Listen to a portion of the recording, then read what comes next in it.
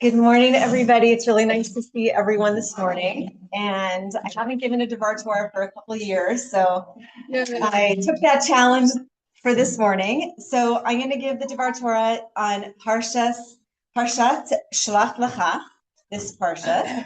And this Parsha is the fourth in the book of Bimidbar. It has 119 psukim, which has the gematria of Dme'ah, which is tears, and it is tied to repentance, tshuva. And the haftarah of this parsha is the second book of Yeshua. So it recounts the next time that we're going to see spies going into the land of Israel, and more things too that I'll link later. This parsha has four main themes that I thought I read through it. The first, and that takes the most amount of time and space in the parsha, is the makom, and then it goes into offerings of that when we come into the land. So wine libations and lefreshet challah, atonement for idol worshiping, and then it goes into the implications of A, being a blasphemer, and B, gathering wood on Shabbat. And the last theme that we end with is the commandment to wear tzitzit, which is in the third paragraph of the Shema that we say twice a day. So this Torah is going to be focused now forward on the makom, and it's inspired by Rabbi Sir Yehonatan Stack, alav shalom, who was the chief rabbi of the UK. Okay, Lord, yes.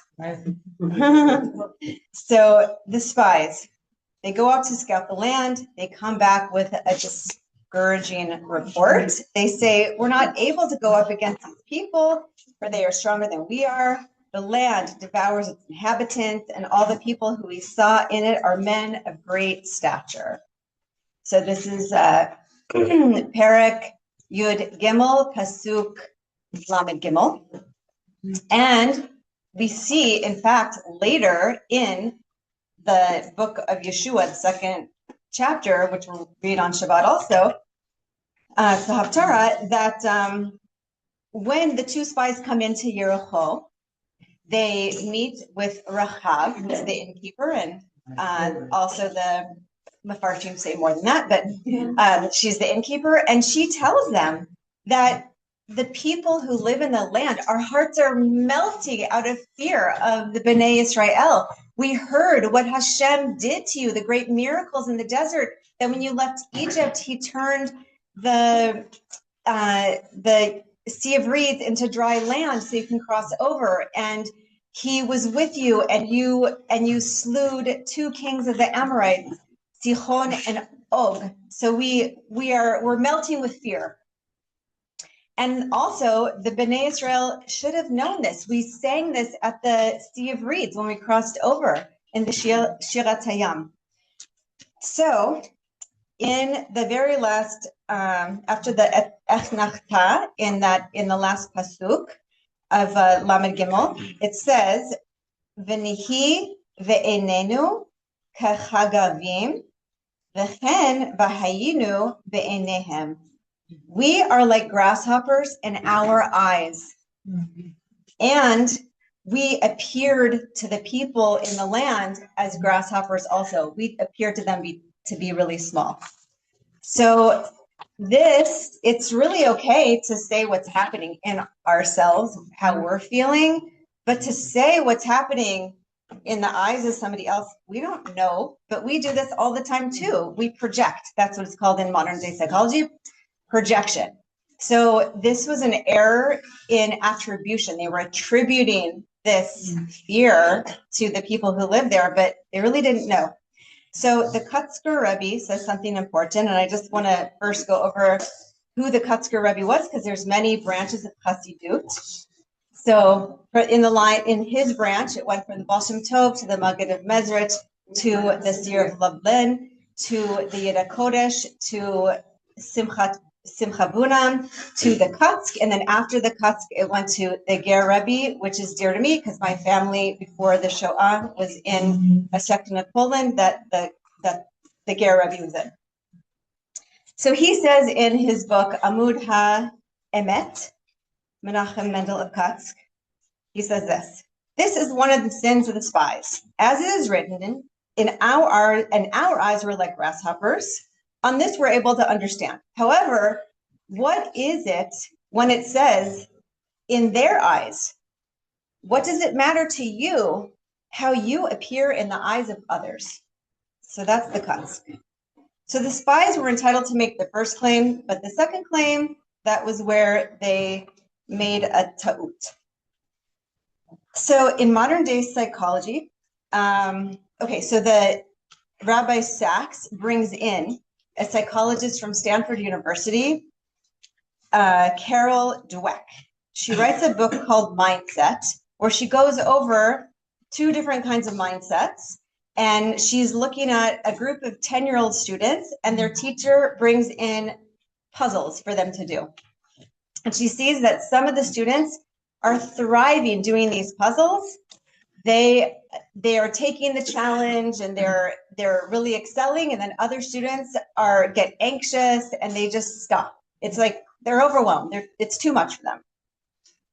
So she concludes from this that there are 2 mindsets that people have, but we all know that all these different mindsets are all inside of us. So we can sometimes be in both of these mindsets. So one mindset is the fixed mindset, and the other is the growth mindset. So the fixed mindset is they see their ability as given and unalterable, and they're either gifted or they're ordinary, there's not much that they could do about that. And the result is they try to avoid difficult challenges because they'll think that they'll expose themselves to their inadequacy to others. And if they try something and fail, so they'll bring upon this idea to others that they're not bright enough. They're reluctant to take risks. So, and they thrive when everything is safety within their grasp. So the other mindset that she was witnessing was this growth mindset. And in that, when the kids were failing, they saw that as a challenge that they wanted to take further, and they took their failing as opportunities to grow and then try again, and B'ezras Hashem eventually succeed.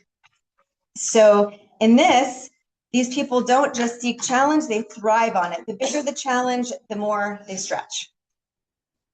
So applying this logic to the spies, we see that the Torah describes the spies in these words. They were men of standing. They were the heads of the Israelites. They were the tribal leaders. They were the princes. So what does that mean? These people had such big reputations. They were laden with these expectations of Am Yisrael on them, and they were afraid to give that up and to make a move that would change their standing. But there are 2 exceptions to this.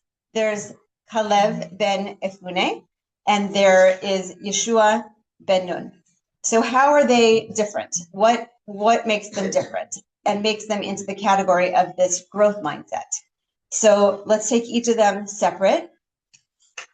Kalev was the tribal leader of Yehuda. And when we look back into Breshit, we see that he is the Baal Tshuva.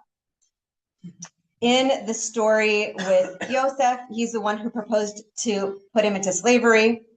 And then he matures, and he was taught a lesson by his daughter-in-law, Tamar. And he confesses, Tzadka mimeni, she is more right than I am, inasmuch as I did not give her to my son, Selah. So in this episode, we see that Yehuda changes. And later, when he is in front of the viceroy of Egypt, who he doesn't recognize as his brother, Yosef, he is willing to sell himself into slavery to let his youngest brother, Benjamin, go free. That is a turning point in Sefer Breshit. And from this, we really see that he is in this growth mindset, that he's willing to take risks, that he's not so worried and wrapped up in his reputation. So how do we see this with Yeshua? So Yeshua has a name change, and it actually happens in this parsha, in this story of Shalach.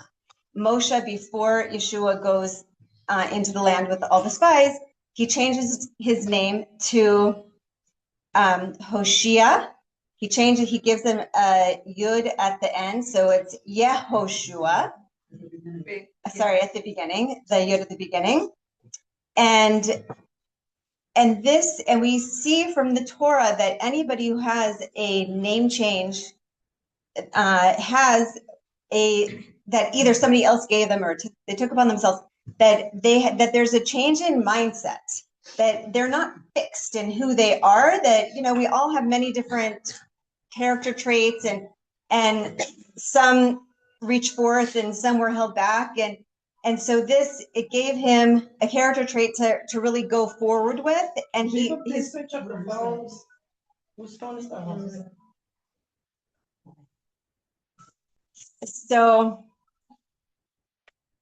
so it's a change of character or change of calling. So Avram became Avraham, Sarai became Sarah, Yaakov became Yisrael. So too, Hoshea became Yehoshua. And if anybody in this room has gone through a name change, you personally know this yourself, that a change happens within you, that we are not fixed in who we are. We're growing, we're constantly growing. So that change was happening here. So with that, so if this analysis holds true with the story of the spies, then we learn a significant lesson about ourselves in the here and now. God does not ask us never to fail. All he asks is that we give of our best. He lifts us up when we fall. He forgives us when we fail. And it is this that gives us the courage to take risks. And that is what Yeshua and Caleb knew. One through his name change, the other through his ancestor. God wants us to have a growth mindset and never to be afraid of challenge. And this is the paradoxical but deeply liberating truth. Fear of failure causes us to fail. It is the willingness to fail that allows us to succeed. And thank you. I want to dedicate the Torah to the Aliyah L'Neshama of the mother of Teva Tzivir writer, whose mother just passed away, we heard yesterday. Alav Shalom, may she have an Aliyah L'Neshama. And also I want to say, I've been given a Dvar Torah for a couple of years in the Bas Medrash. Thank you. Right. And I said, you know what? I just have to take this challenge and I have to do it because, it takes time to encourage. And then, so I called Judy a couple of weeks ago, and this is the parsha I got. And then this is the Dvar Torah I found. I was like, oh, this is exactly in line with the feelings that I was going through before. So I want to also kind of pass this on to everybody here. And if you haven't given a Dvar Torah for a while, think about the growth mindset. And think about giving a Dvar Torah soon. We can do it. Okay. All right. There's a sign-up sheet. Whoever wants to give a Dvar Torah in the near future, you're welcome. Okay. So we're going on with the laws of Yantif. We spoke last week about we're trying to figure out what malachos are permitted in the preparation of food. Right? Not every malacha that relates to food preparation is permitted on Yantif. And so we found that we have two positions, the Rambam and Rashi, who say that if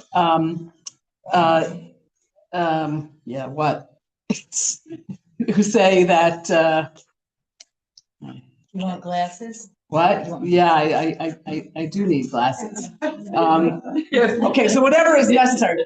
That is whatever is necessary for Yontif, or whatever could have been done before Yontif, you have to do. But if you can't do it before, or it's better quality to do it on Yontif, so then you can do that malacha on Yontif.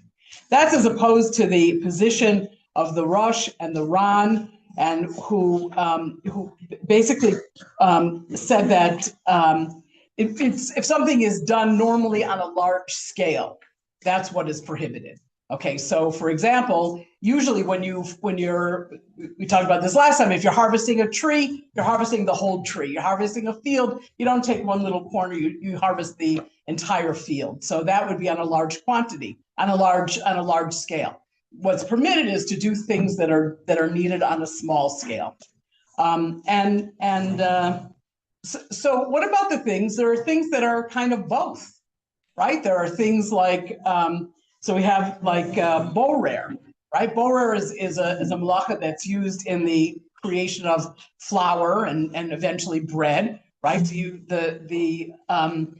after the grain has been harvested and clean and separated, and there's still little particles. There's dirt, there's stones, okay. So to clean that is a large scale industrial project, right? It's not somebody who has fields is not taking a little bag of wheat and doing that. On the other hand, when you have a pot of soup and you're just putting it back on the fire, a pre-existing fire, right? So it's got this like slime, fat, whatever. So that would be borer, to remove that. Okay, that's a small scale, one pot, so it would be permitted. So we have these two situations: large scale use and small scale use. Like another example is tochen, right? When you are making flour, so nobody's turning on their windmill for one bag, for a little 5-pound sack of flour, right? They're doing it on an industrial level. On the other hand, when you're making a salad, right? So that would be a small scale kind of thing. You're chopping enough salad for that meal, or basically for that meal for that day. So things that are done so it's sort of mixed, right? It's like you have to know, like it's no, you don't say no, tochen is not allowed. You say tochen is allowed under certain circumstances. If it's done for a small need, then it can be done. And if it's done for a large need, then it can't be done. So the question is, so why? Why is this? The Rosh and the Ran talk about why is this prohibited? Why are you not allowed to do these large scale malachas? What would be the problem, right? So they say that. So the position of the Rosh is that it resembles regular activity. It resembles uvdin dechol, right? You see something being done. Somebody walks by, sees you grinding your flour, and they think, oh, I guess I can grind my flour on. I'm going to go out to my field and I'm going to do all of those things that are necessary to get flour. It shouldn't appear that is a permissible act. Now say that the Rambam and the Rashi said. They say that it's things that if you could have done it before Yontif, you should do it before Yontif. If you can't do it before Yontif, or it's better to do it on Yontif, like like baking tastes something that's freshly cooked tastes better. Something that's been cooked 2 days before doesn't taste as good. Before freezers. Before freezers. Yeah, okay, that's right. It makes a big difference. Even so, freshly, a lot of stuff freshly cooked still is better than frozen. But if you cannot, if you run out of time, whatever, then you can cook, but with some limitations. Okay, so the other position is that the reason why you're not allowed to do these things that are associated with large-scale industrial preparation is because you might actually start doing the large-scale. Okay, I got my windmill going already. Don't you like the windmill thing? It's already running, so okay, I'll put in a little more. I'll just put in a little more. Oh, I've got a few sacks of it. Okay, and what you would then be doing is a nissa d'oraisa, right? You are preparing food for after Yontif. So that's exactly what is not allowed. You're not allowed to prepare food. You're allowed to prepare food. The heter to prepare food on Yontif is for its use on Yontif, not for use for another day or for after Yontif. So that's okay. So then, just to sort of put it all together, so just putting all these opinions together. So any activity that involves a malacha that can be done before Yontif, just as well should be done before Yontif. Any malacha that's normally done on a large scale, reaping, whatever, may not be done, but can be done on a small scale. I'm sorry, wait. No, I'm sorry. Any malacha that is normally done on a large scale, like reaping, right? You don't reap a little piece of a field. You reap the whole field. So anything that's done on a large scale, you cannot do. And anything that could be both. Anything that's sometimes it's done on a large scale, sometimes it's done on a small scale. So then you can do the things that are done for individual use and like baking bread. Correct. I think you answered this before, but on Yontif, like we just had, I do all my cooking always before, always. I don't like to cook on Yontif. But can you, if Yontif was like on Friday, like we just had, could you cook something for Shabbat if you needed it on Yontif for Shabbat? Yeah.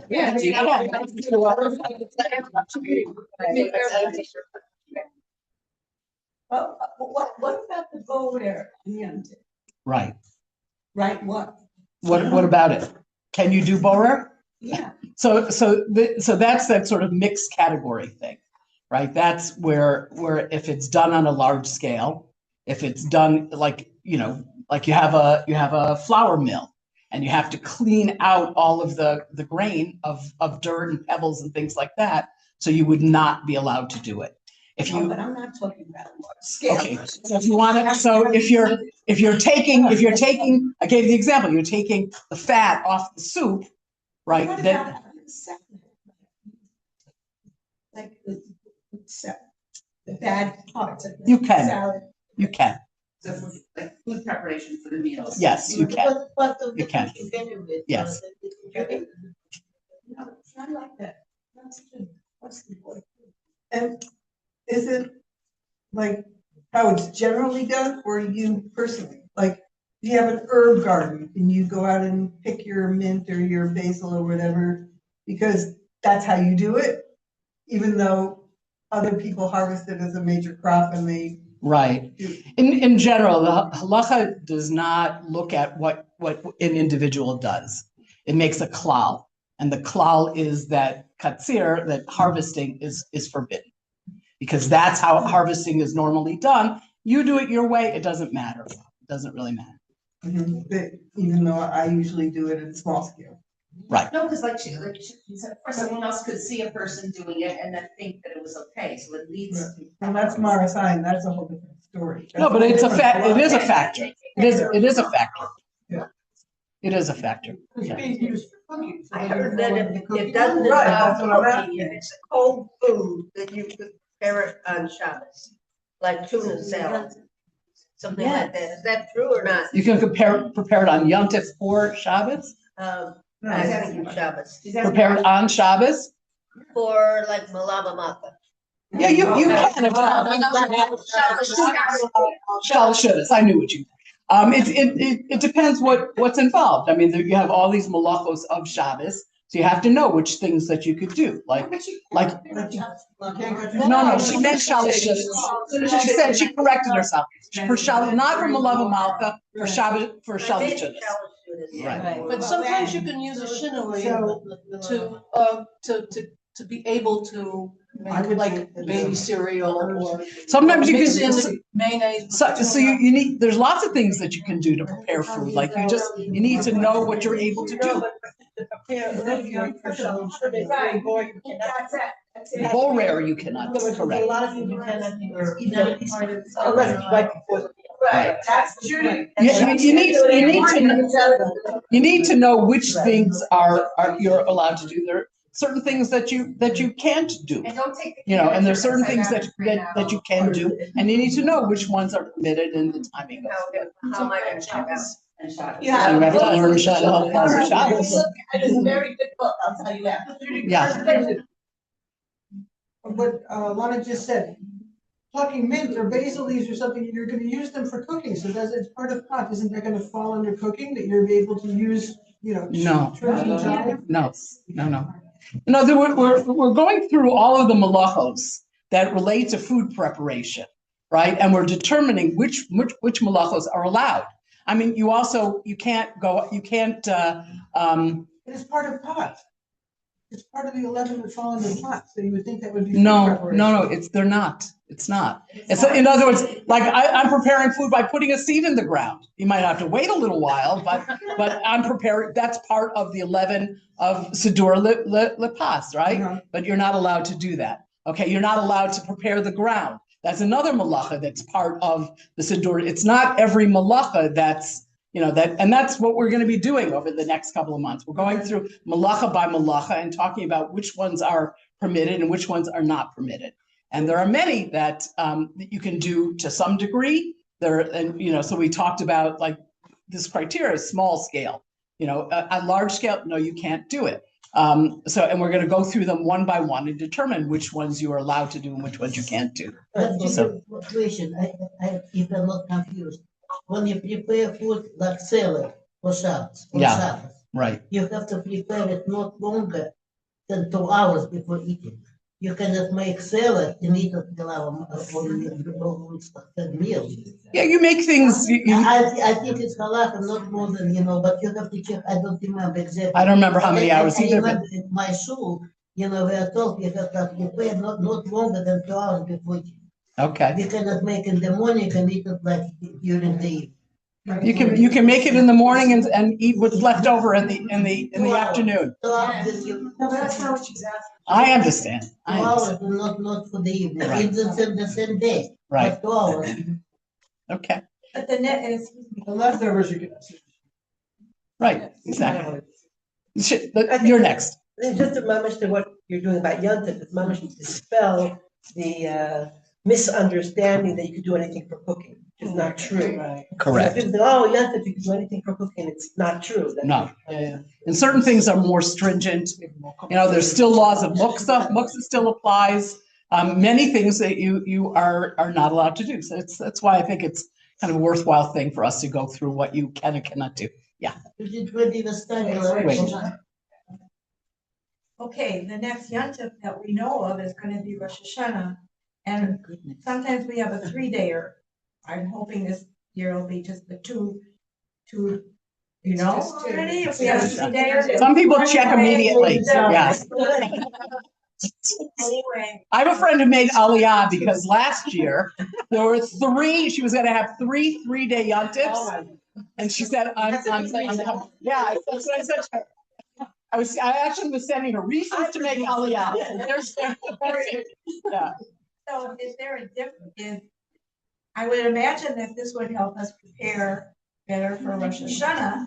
I hope so. We would have all of our boxes checked. I hope so. For Rosh Hashanah, and if it's not a 3-day, I'd be very happy, but. You're okay. That 2-day where a lot of these malachas that you were talking about do apply for the next day.